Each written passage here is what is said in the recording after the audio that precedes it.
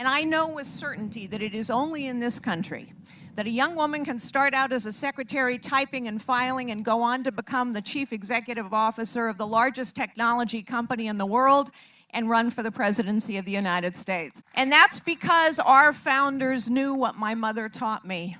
Everyone has God-given gifts. Everyone has potential. And they founded a nation on a visionary idea. It was radical at the time, that here in this nation, everyone has the right to find and use their God-given gifts and fulfill their potential. And they said that was a right that came from God and could not be taken away by man or government. We have a lot of problems in this country. We have a lot of wounds, but the truth is every problem can be solved. Every wound is self-inflicted. But we are indeed tangling people's lives up in webs of dependence instead of saying to them, you have gifts, you have potential, you can live a life of dignity, purpose, and meaning, and we will move you forward in your life. We are now destroying more businesses than we are creating, and it is the small businesses, the family-owned businesses that are being crushed.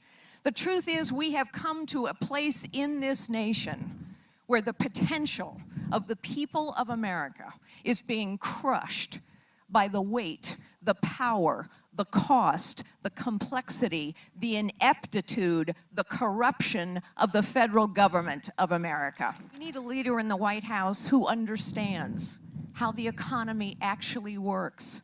And the fact that when we are crushing the small and the powerless and the family businesses, that we are crushing the engine of economic growth and innovation in this nation. We need someone who understands how the world works and who's in the world and can see clearly that China is becoming an adversary, that Russia is an adversary, that Iran and ISIS are an adversary, that can see clearly that we need to reassure our allies that a friendship with the United States of America means something, and us being your adversary means something as well. And my second phone call would be to the supreme leader of Iran. He might not take the phone call, but he would get the message. And the message would be this: and until and unless you are prepared to open every nuclear facility to full and unfettered inspections, we will enact the most punishing financial sanctions on your economy, make it very difficult for you to move money around the economy, and we don't need anybody's permission to do that.